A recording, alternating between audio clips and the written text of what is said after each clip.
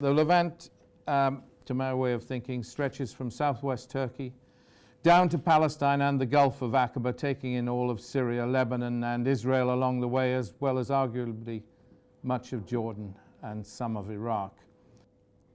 Currently, there is a geopolitical divide, and Iraq and Syria are riven by the fault line that has been created. All the great powers have a finger in the pie that is the Middle East and are engaged in proxy war to a greater or lesser degree. And now international terrorism gets thrown into the mix. The instability that has become the byword for the Middle East is being fed upon by a range of actors, the most notable of which are Al-Qaeda and its more notorious young cousin, ISIS. This latter group has an ideology based on the concept that this is Armageddon, here and now. ISIS believed that the world will end in 2076, at which point there will have been 12 righteous caliphs, of which al-Baghdadi, their current leader, is caliph number 8. ISIS will take on the whole world in war once 80 nations stand against them, or so they say.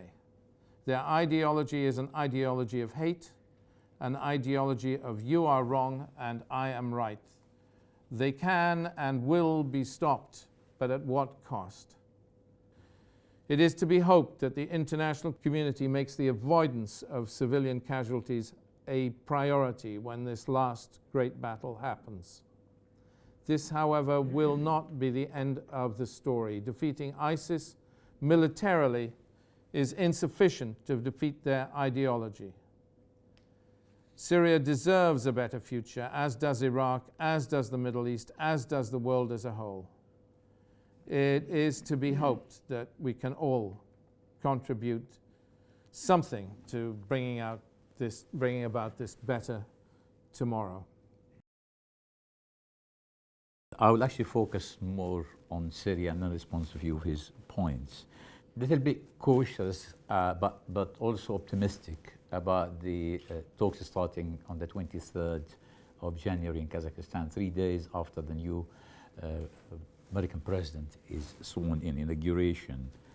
And as much as I'm, again, sort of optimistic about it, as much as I'm really angry and annoyed with our policy and with our foreign office, why on earth did we follow Obama rather than having our own independent